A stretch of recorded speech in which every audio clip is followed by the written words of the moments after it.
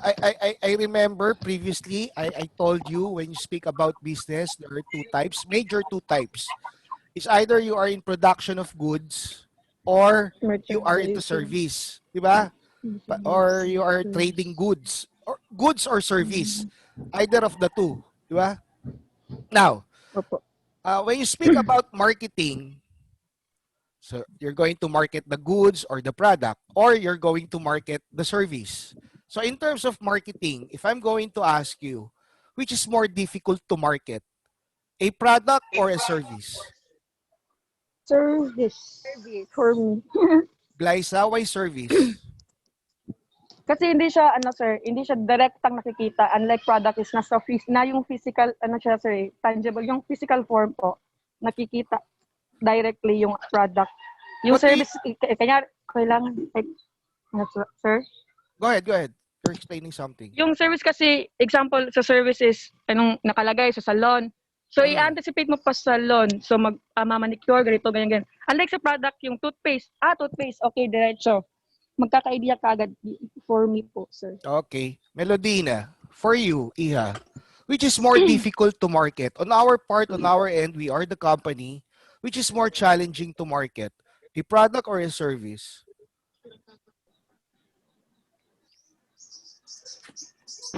Go ahead, For me, sir, Melodina. services din, sir. Why services?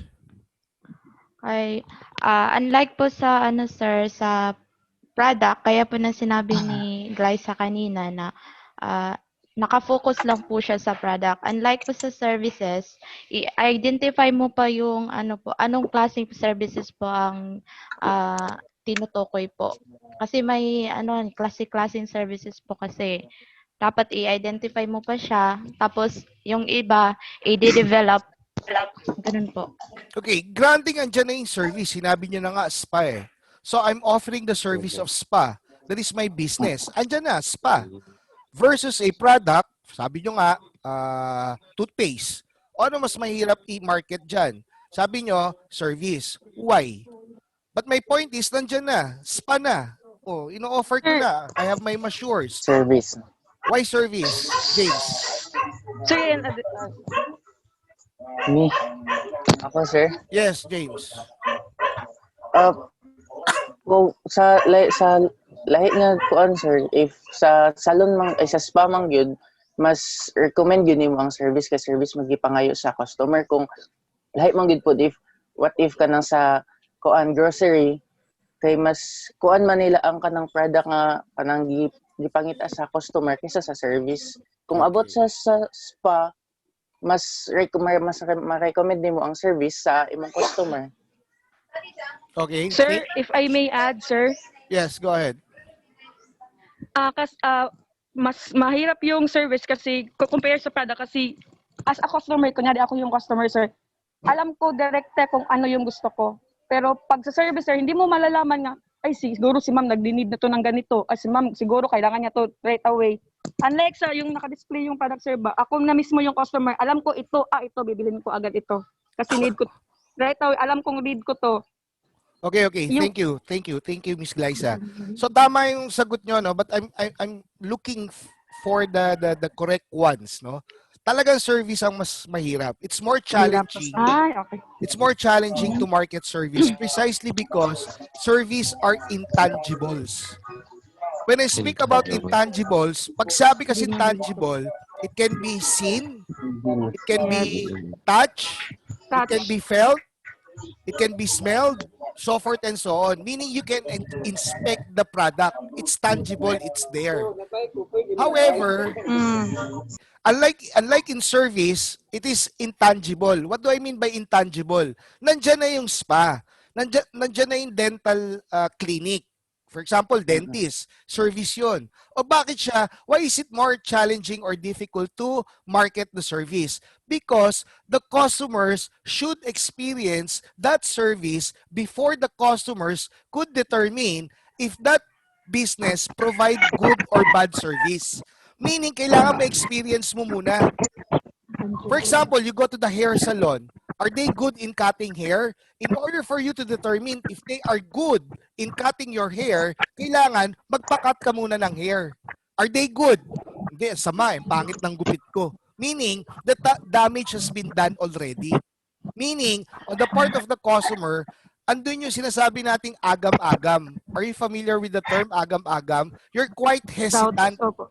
Oh, you're quite hesitant to go to patronize the service because there's no guarantee on the part of the customer if you're going to get the desired service from that business. They will provide you the service. However, sabi ko nga, in order for you to determine if they are good or bad, it should be done first. Natapos na. Unlike in product, the product can stand on its own. Oh, bilin mo, oh, sukat mo, o try to fit it if you are trying to sell a shirt. A shirt, a product that is tangible. You can inspect the shirt itself. In fact, pwede mo nga siyang isukat eh. Pwede mo siyang amuyin. Pwede mo siyang lapirutin. Unlike in service, you cannot do it. Why? Because service is intangible. Product are tangibles. So, having said that, it is much difficult to market a service. Is that clear? Nikki, is Yes, sir. that clear, Yes, sir. Nikki? Yes, sir. Yes, sir. Okay, Yes, very good. sir. So pag tinanong tayo, it is much more difficult to market service because it is intangible. Okay?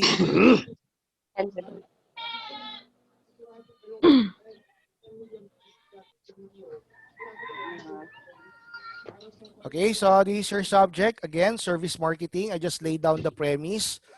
Kasi nga, in business, there are two types. It's either you are in production or selling of goods, or you are trying to offer service wherein, sabi natin, it's much more difficult because it is intangible. Now, under your week 9 in your module or in your LMS, your week 9 talks about the price. Diyan naman yun eh. Pag pinuntahan mo yung LMS nyo, okay, the price. What's your major Common again? price. Ano ang major nyo? Business marketing management. Marketing. Oh, very good. Very good. So, it is for marketing really, the subject, no? So, first things first, what do you mean by price? Nandiyan naman. The amount of money that has to be paid to acquire a given product or service represent its value, a measure of value. All of you are familiar with the price. Sabi nga natin, presyo. The amount that you have to dole out in order to obtain or get a product or a service. Pero sabi dyan, price also represent its value, a measure of value. What do you mean by that? The price itself, madaling intindihin yon. Sir, presyo yan. Pero what I'm asking is, sabi, price also represent its value. Price is also a measure of value. Meaning, when you speak about price, it represents the value of the product or service. What do you mean by that? So when we speak Yung about value na nakukuha mo, price, nabusog ka. at as it represents a value, a measure of value, ano yung mini-measure, ano yung nire-represent? The value of what? Of that product or service. Now, Yung Product, satisfaction, yeah, yung satisfaction na nakukuha mo po, sir. yeah. Does that mean the higher the price, the higher the value, and the higher the quality? Value. Does it True. follow? An Nikki? exact. Nikki? Yes, sir. Does it Yes. follow? Yes, sir. Yeah. Usually. Yeah. Usually, Kaya, sir. especially among us Filipino consumers, we tend to equate price with quality. The higher the price, Yes. the higher the quality. The lower the price, the lower the quality. In most cases. That's why when you talk about Usually. different luxury products, di ba, Louis Vuitton, Hermes, Chanel. imagine, yeah, handbag would cost you 500,000, even to a million, meaning it represents its value, its quality. Now, having said that the price also represent the value or measurement of the value of the product, comes your pricing strategy.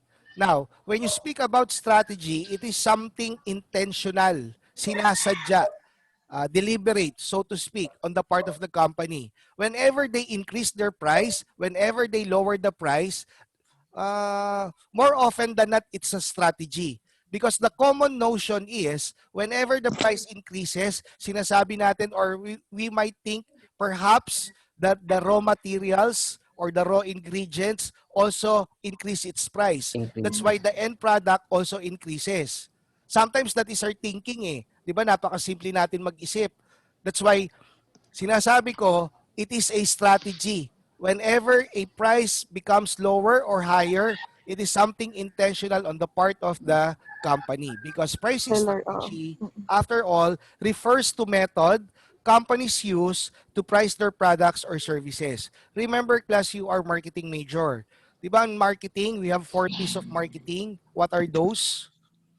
Base James. price, production, Price, product, Okay. Promotion. The product, price, Price, the promotion. price, product the promotion, Price, price, and the promotion. product, product Oh, promotion. okay na, okay na, okay na.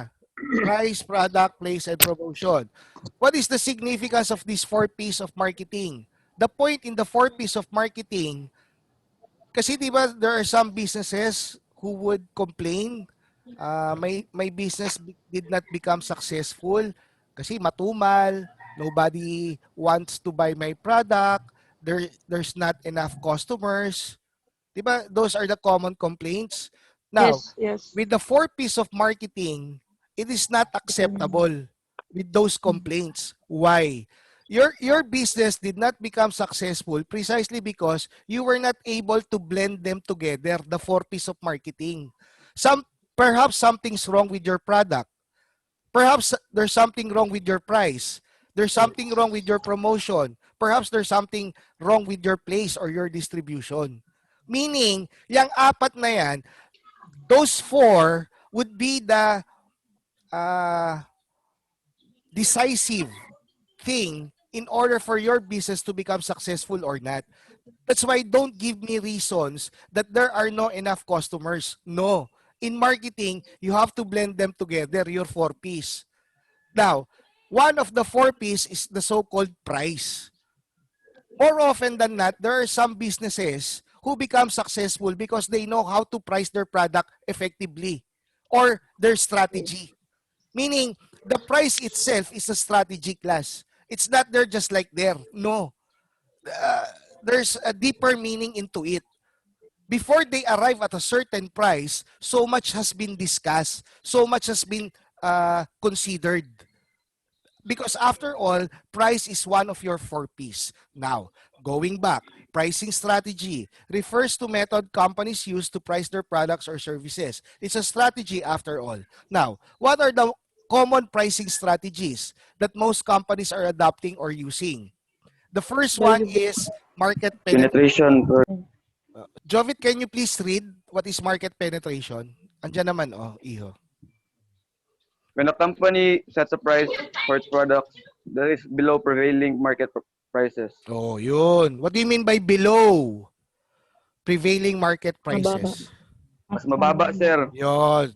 Mas mababa. So, every time a company would enter a market and its price, it's is pegged at a lower price compared to its competitors, that is a strategy. Nag-iistratehiya yun.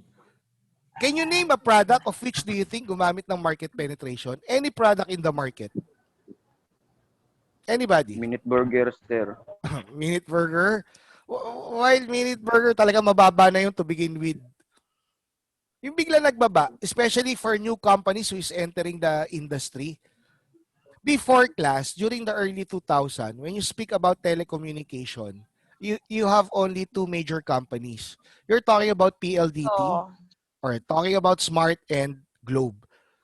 PLDT and Smart are one at the same. Isa lang yan. Diba? Sabi ko, Smart and Globe, they are competing. Noong araw, before early 2000, it's either you are a subscriber of Smart or you're a subscriber of Globe. Now, here comes a new company trying to enter the industry who use a pricing strategy which is market penetration. market Ano yun? penetration. Anong kumpanya yun? Deto, telecommunication. Deto? Dito po sa Butuan, yung Deto po, yung third telco na papasok dito sa amin next Papasok pa year. lang yun, Mary Grace. Sabi ko nga early 2000 eh. Nangyari na in the past. Converge ba? No. Converge po ba? Converge is bago din eh. Alam niyo yan. Can you think of a third telecommunication industry? Nandyan pa siya hanggang ngayon. GSAT? No. Ay, Sun Cellular. Wala ba Sun dyan? ay, okay, sir. Okay. Mayroon po, pero wala na ngayon. O yun. Yun yung nag-umpisa. That Wala company, na si Stan. that company started the so-called Unlitex, Unlicol. Oo. So in that case, that is market penetration. Why? Before entering the market or the industry, ang laban na nun, for every text, 1 peso. For every call, rounded off to a minute, 8 pesos. So automatic yun. Ang hirap mag-text, magastos, mag-text at mag-call noon. Here comes now Sun Cellular entering the industry using the so-called pricing strategy of market penetration, of which they become successful. To the point that Smart has to bought the company itself. Binili na lang sila. Kaya yung Sun Cellular ngayon, Smart na rin may-ari niyan. Okay? So yung market penetration, Smart. you enter the market, your prices is much below the prevailing prices. Why do you need to do that? To capture the attention of your customers. Because if you're not going to do that, perhaps they might the customers, deadma ka. They might not give recognition to the existence of your product. That's why other companies using market penetration. Basta bigla mong bababaan. Now, the second pricing strategy is value-based. When you speak about value-based, determines the price of a product based on the value to consumers. How is it being done? Paano pinepresyuhan ang produkto under value-based? Again, it is a strategy. If in market penetration, you price your product in a lower price, what about in value-based? Where do you base the price of your product there? Sa qualities po ng yung product mo po, sir, sa edge ng magiging product mo. Okay, the quality. What else? The Anybody? Extra service. Parang ganoon po sa Samsung, example po sa Samsung X, tsaka meron na pong X Plus, merong XS Plus, ganoon po yung Okay. may mga Okay, additional features, ganoon po. Sir, it's how much the customer believes, sir, na how much yung cost ng isang product or brand. Very good. Very good, Leia. Very good. Okay, so more or less, tama kayo, no? The perception or the perceived quality of the product that you are trying to sell, product or service. Value-based. Gaano siya binibigyan ng halaga? Okay? If you feel that your product is quite up there in the market, so taasan natin. What about variable, real time? Can you please read? Anybody? Variable real time. How do companies price their product using variable or real time? Commonly used in market with frequent measurable demand fluctuation and low transactions cost changing prices. Okay, thank you, Mark Carlos. So what's your understanding about that? Idea, ani, sir? What is your idea? How do companies price their product using variable or real time? It is based on what, Iho? Okay. The important term there is the so-called the demand fluctuations. When you speak about demand fluctuations, the demand vary within the day, within the month, within the year. If your product or service is in demand for the season, that is the time for you to increase the price of your product or service. If you have a low demand, you lower down the prices. Now, can you name a product or service of which do you think use variable or real time? Wherein the product, the demand for that product or service varies within the day, within the week, within the month, or within the year? Is there any? Within the year, sir, yung chicken, sir, yung poultry, yung mga karne, sir, pagdating ng December, nagmamahal. Okay. Yung mga pasta, ganun. Yung mga panghanda-handa na mga yung sinasabi natin ng mga produkto every time Christmas season is approaching. For example, queso di bola. Queso di bola, are you familiar with that? Yes po. Ayun. O, queso di bola, hindi mo naman mabibili yan tuwing Pasko lang eh. Queso di bola is available 12 months in a year. But during the bare months, some queso di bola, the prices would go up. Why? Because the demand would go up also. So yung presyo mo dito is dependent on the demand. For example, before the pandemic, bago tong problema na to. For example, in the airline industry, after all, we are under service marketing. In the airline industry, yung mga booking, yung mga who frequent abroad, going abroad for a vacation, there's a season for that, wherein the demand for people going abroad, going outside of the country for their vacation would go up during the summer season. So ang presyo ng ticket ng eroplano mahal kapag ganyang Mahal. season. Oo. Kasi yung mga off-peak. Pagdating ng January, February, yan, medyo ang presyo ng Normal. ticket would go down. Why? Because of its demand also goes down. So the company would adjust the price of their product depending on the demand of their product or their service. So that is the third pricing strategy, variable or real time. The fourth one is cost plus. Under cost plus, under this method, the price is based on predetermined profit margin above all costs. So how do we do this, cost plus? Naglagay ka na ng ano, sir, ng specific profit mo. Okay? What do you mean by predetermined profit margin? Predetermined. Kinikwenta mo na yung ano. Okay, very good. Kung Unlike magkakano. unlike in variable or real time, dependent ka sa demand mo. Whereas in cost plus, sabi nyo nga, pag sinabing predetermined, beforehand, you already know or you are already decided how much price are you going to tag with your product. Why? Because you already computed. More or less, if I price this product at 25 pesos, if I'm going to sell 100,000 units of this product based on 25 peso price, at the end, I would earn a profit of 300,000. Nakakompute na siya. Alam mo na kagad. Kaya sabi dyan, predetermined. Okay?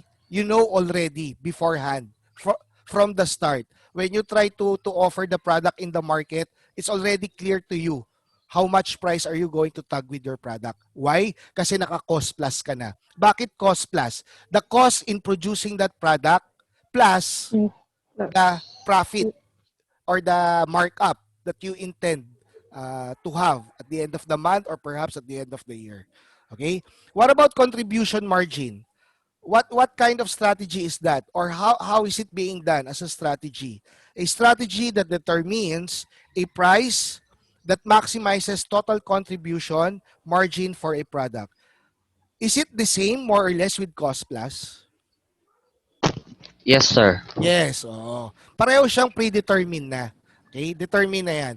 In cost plus, you're talking about the cost plus the margin that you would like to have. I'm sorry, the profit that you would like to have. In contribution margin, ganun din. A strategy that determines a price. So beforehand, you already know how much are you going to peg at the price of your product.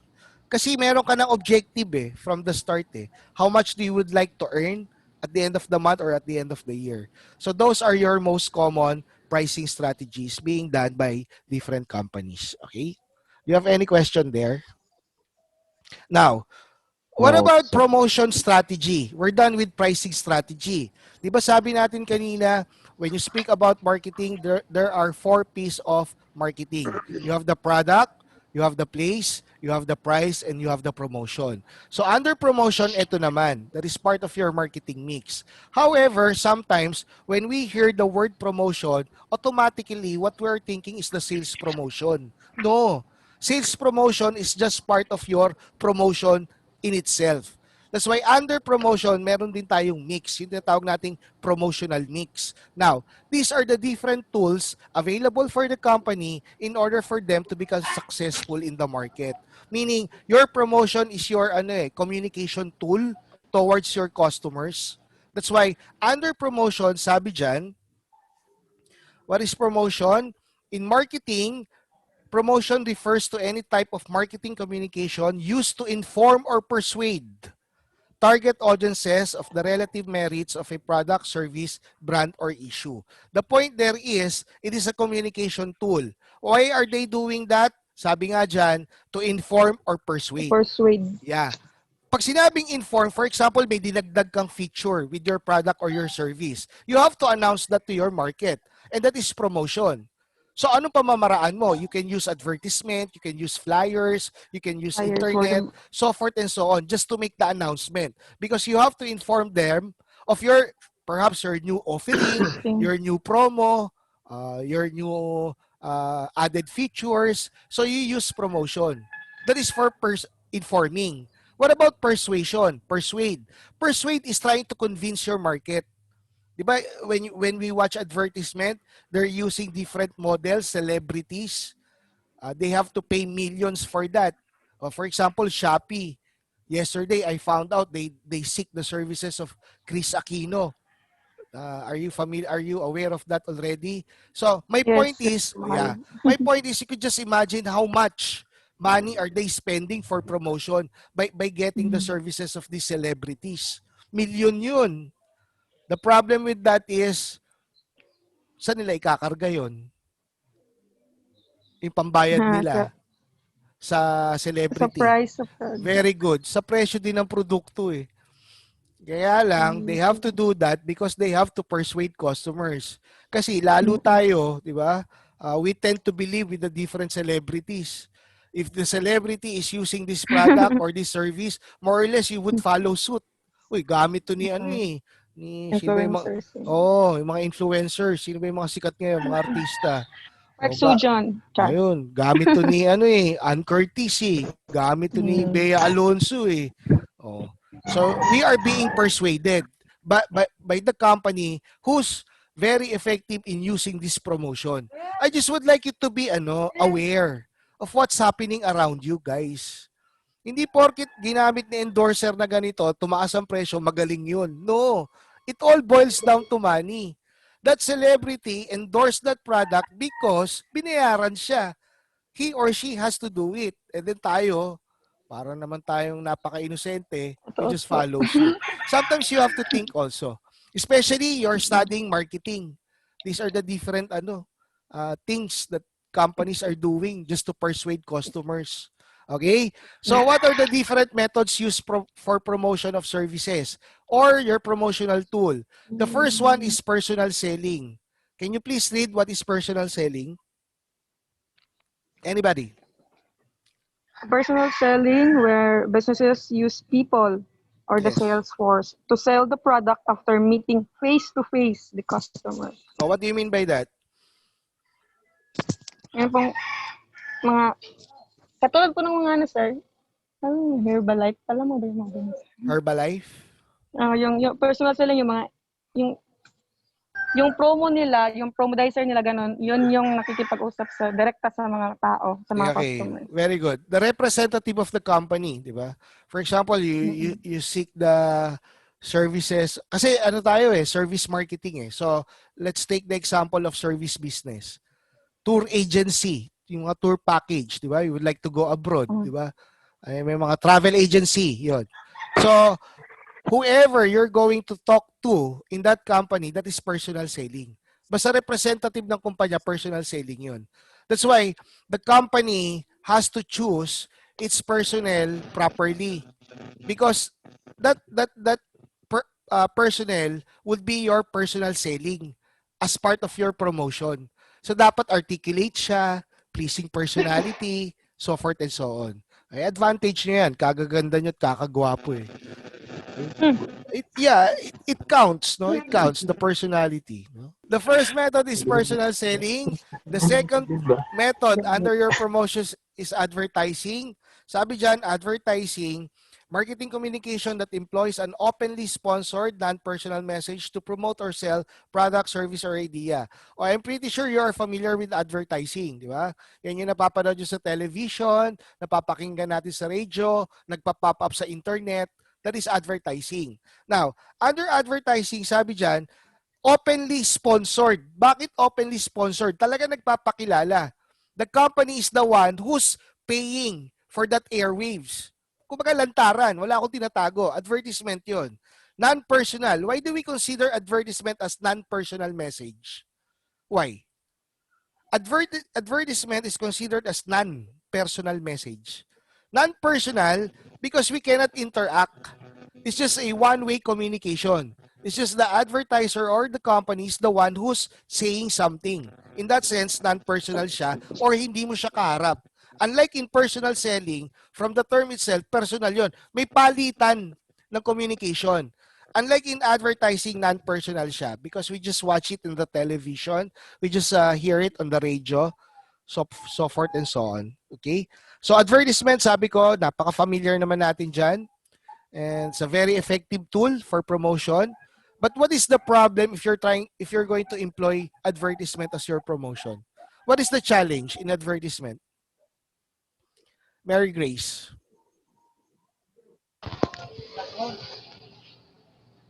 You're going to advertise your product or your service on television or radio. What is the challenge?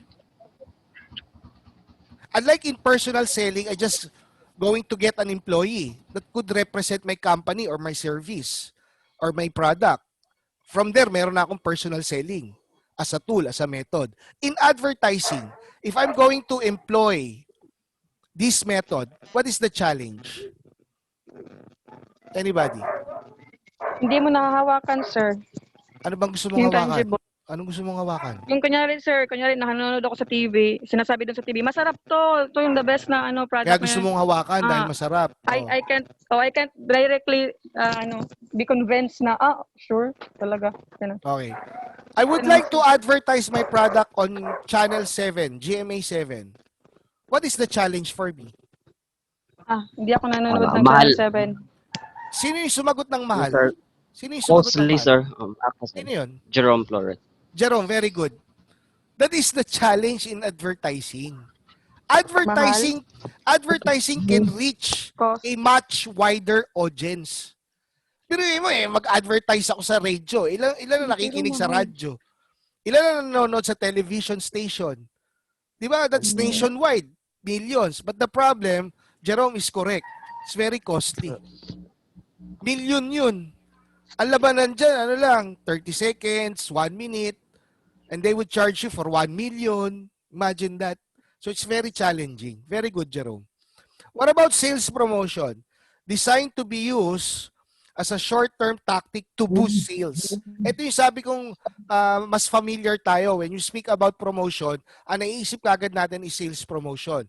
Can you give an example of sales promotion? Advertising, sir. It's No, advertising and promotion are different.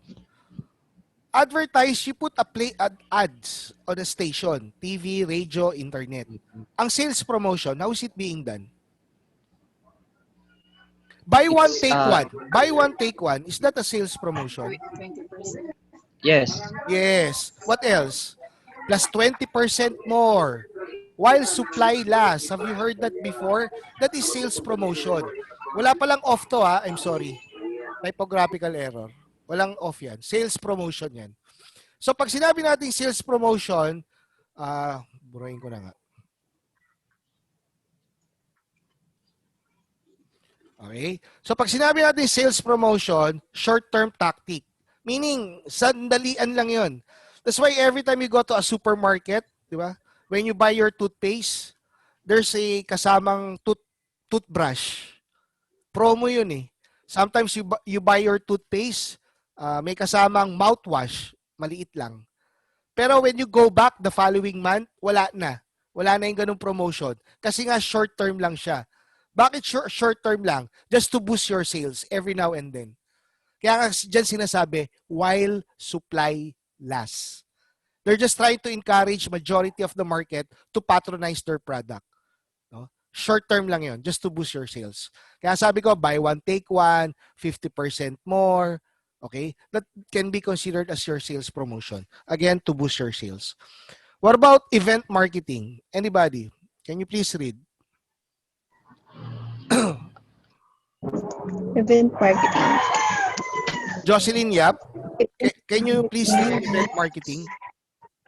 Event marketing involves face-to-face contact between companies and their customers at special events like concert, fairs, and sporting events. Okay, so it has already been mentioned there. When you speak about event marketing, it's about the company more or less sponsoring concerts, fairs, sporting events. Can you give an example of this? Have you seen this before? Event marketing sponsored by a particular or specific company. Have you attended one? Meron ba? Meron ka ba nakita? Meron ka na-attendan? Mary Grace? May na-attend or may nakita. Saan? Jerome? Ano Butuan, sir, sir. dito sa yes sir, butuan. Yung mga sampling sir, yung sa company na ano nila, yung pre-taste ganun. Free taste, no. Sampling sir, Event sampling event yung event marketing, may event nga. There's a event. yung sa yung sa mga mall Oh, na yun. Sa mall, yun. sa mga mall. Oo. Yun. Bazaar, sir, bazaar. Bazaar. Basta ang nag-sponsor yung company. Kasi part ng promotion nila yun eh. Yun, normally yan, nangyayari Camellia yan sa mall. Homes. Mary Grace. Camellia Homes yata, sir?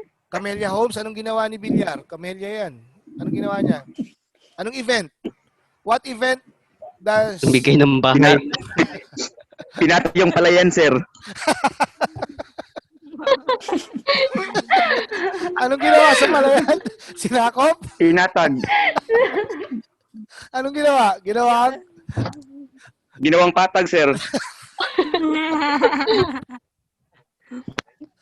Oo nga. Running joke din dito sa Manila yan eh. Lahat ginawa subdivision. Ginawang Camellia. Oo nga, pati pala dyan. Taga rito yun eh. I'm from Las Piñas eh. The Villars are from Las Piñas also. So, in behalf of them, no, I would like to apologize. Lahat ginawa nga subdivision. Okay, pala yan. Natawa naman ako doon. Okay, so in event marketing, basta the company would sponsor an event. Event na nga, sinabi na nga eh. So what are the example of those events? Concert, fairs. T5 concert, sir. T5, sir. Ayun, sporting events. Oh, yung mga ganun. Sa basketball, sir, NBA, yung mga Gatorade. Yan, pwede yan. Oh, yung mga 3-on-3. Yung nag-sponsor sila doon. Basta may event. Okay? Pero hindi nagpapatag ng lupa, ah. Okay? So, what about direct marketing publicity? Jake, basahin mo yan. Can you please read? Jake, Estokia. Yes, sir. An advertising strategy that relies on the individual distribution of sales pitch to potential customer. Okay. What do you mean by this? An advertising strategy that relies on the individual distribution of a sales pitch. What do you mean by pitch or sales pitch? Jovit, Porio. Are you familiar with sales pitch? Sir? Sales pitch. Andyan, oh. Yan. Sales pitch. Hindi, sir. No, not familiar? Okay. So, pag sinabi natin sales pitch, yung one-liner, there's a one-liner that could convince or persuade customer to patronize your product or service. For example, we find ways. In BDO, we find ways. Meaning, di ba, we find ways. Those are just 3 terms or 3 words. But it says a lot. What does it connote pag sinabing we find ways? Whatever difficulty or problems that you have regarding banking, we can do it for you. We find ways. For example, Metrobank naman, di ba? You're in good hands. Those are the different sales pitch. Pitch, one-liner. SM, we've got it all for you. Di ba? So, may significance eh. Just mere, sabi ko, 3 or 4 words, but it has a deeper meaning. We've got it all for you, meaning whatever that you are looking for, we have it. That is SM, that is sales pitch. Meron ba kayo bang naiisip pa, sales pitch? Yung mga one-liner o parang slogan? Parang tagline, sir. Oo, yun. Tagline siya, pero panghikayat na kagad. Bida ang saya, sir. Yun, very good. Bida ang saya. Jollibee. Oh, Jollibee, bida ang saya. Those are sales pitch. Publicity. Love ko to. Ayun, Pablo, love ko to. Diba? Mga ganon. Okay. Number 6 is exhibitions. They are an experiential marketing channel that engages an active and highly motivated audience in face-to-face environment. Okay, so parang nagpapakita ka lang ng mga different products mo or services. Exhibition, exhibit, pinapakita mo. It's just an event also, but then again, it is considered as your promotion. Nakakita na ba kayo ng ganyan? Naka-attend na ba kayo ng ganyan? Parang di ba pag yung mga painter, Yes, sir. pag nag-release ng mga bago niyang paintings, di ba? Nakahilera lahat. Ini-exhibit niya. Ini-exhibit niya. Exhibition tawag doon. Pero yung mga company, pinakikita lahat, yun yung exhibitions. Okay? Kaya naisip ko dyan yung mga painter eh. Di ba? Pakita niya yung mga bagong paintings niya. ano lang yon, 1, 2, or 3 days, then tapos na. Promotion yun. Because after all, what we're talking here is promotion. Then trade show. A trade show is an event held to bring together members of a particular industry to display, demonstrate their latest product. Okay? Meaning ito, magkakasama yung mga competitors. The industry is the one who's producing the event. Okay? The trade show. For example, automobiles. Automobile industry yon. O lahat ng brand ng kotse nandun. Mga bago nilang modelo. Toyota, Mitsubishi. Bakit siya part ng promotion? Because you're trying to inform the target audience of your new model, new products. At the same time, while informing them, kakibat na doon, you are trying to persuade them. Okay? So those are your different promotion methods. So we've discussed pricing strategy and promotion under your week 9.